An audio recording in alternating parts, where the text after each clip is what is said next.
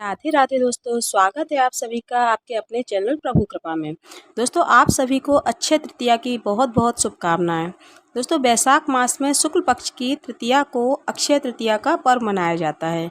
कई लोग इसे अख्तीज भी बोलते हैं। कहते हैं वैशाख के समान कोई मास नहीं है, सतयुग के समान कोई युग नहीं है, वेद के समान कोई शास्त्र नहीं है और गंगा जी के समान कोई तीर्थ नहीं है। इसी तरह से अक्षय तृतीया के समान कोई तिथि नहीं है। वैशाख मास की विशेषता यह है कि वैशाख मास के शुक्ल पक्ष की तृतीया को मनाए जाने वाले इस पर्व का उल्लेख विष्णु पुराण, शूद्र मत्स्य पुराण, नारदी पुराण तथा भविष्य पुराण आदि में भी मिलता है। इस दिन कुछ विशेष उपायों को करके कई लाख गुना फल प्राप्त कर सकते हैं। यह दिन अपनी योग्यता को बढ़ाने और अपनी क्षमता को निखारने वाला भी होता है और इसी के साथ इस दिन उपाय करने से श्री हरि विष्णु जी भी प्रसन्न होते हैं और माता लक्ष्मी का आशीर्वाद प्राप्त होता है। और यह शुभ मुहूर्त अपने कर्मों को सही दिशा में प्रोत्साहित करने के लिए श्रेष्ठ माना गया है और शायद यही कारण है कि इस काल को दान इत्यादि के लिए सबसे शुभ और उत्तम माना जाता है। पुराणों के अनुसार इस दिन सूर्योदय से पूर्व स्नान, दान इत्यादि करना, जप करना शुभ फलदायी होता है। इस तिथि को किए गए शुभ कर्मों का फल कभी भी नष्ट नहीं होता है। इस तिथि को सतयुग के आरंभ की तिथि भी माना जाता है, इसीलिए इसे कीर्ति युगात तिथि भी कहते हैं।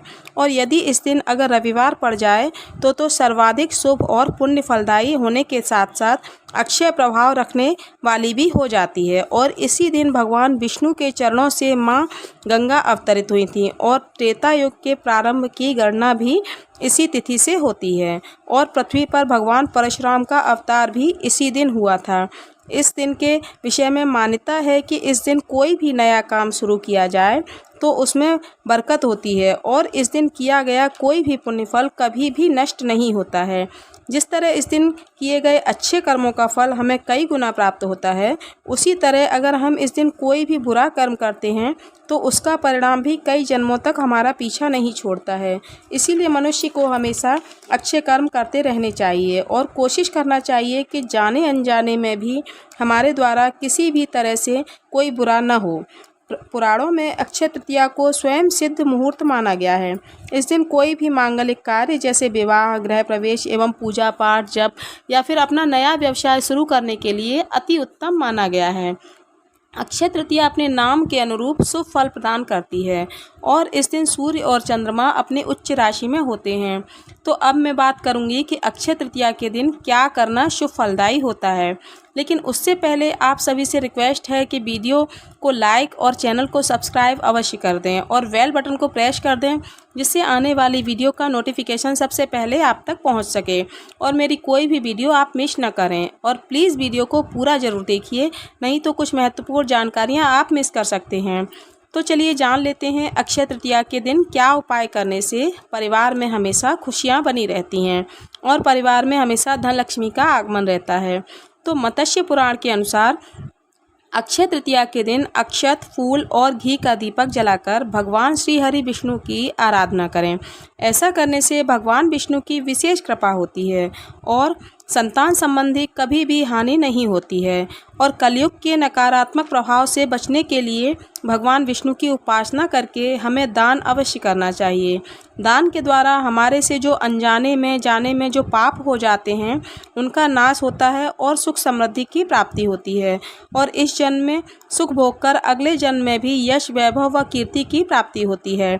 भविष्य पुराण के एक प्रसंग के अनुसार साकर नगर के रहने वाले एक वाणिक नामक धर्मात्मा अक्षय तृतीया के दिन पूर्ण श्रद्धा भाव से स्नान, दान व ध्यान का कर्म किया करता था, परंतु उसकी पत्नी उसको मना करती थी ये सब करने के लिए। और जब उसकी मृत्यु हुई तो दान पुण्य के प्रभाव से वाणिक नामक धर्मात्मा द्वारिका नगरी में सर्व सुख संपन्न राजा के रूप में अवतरित हुए।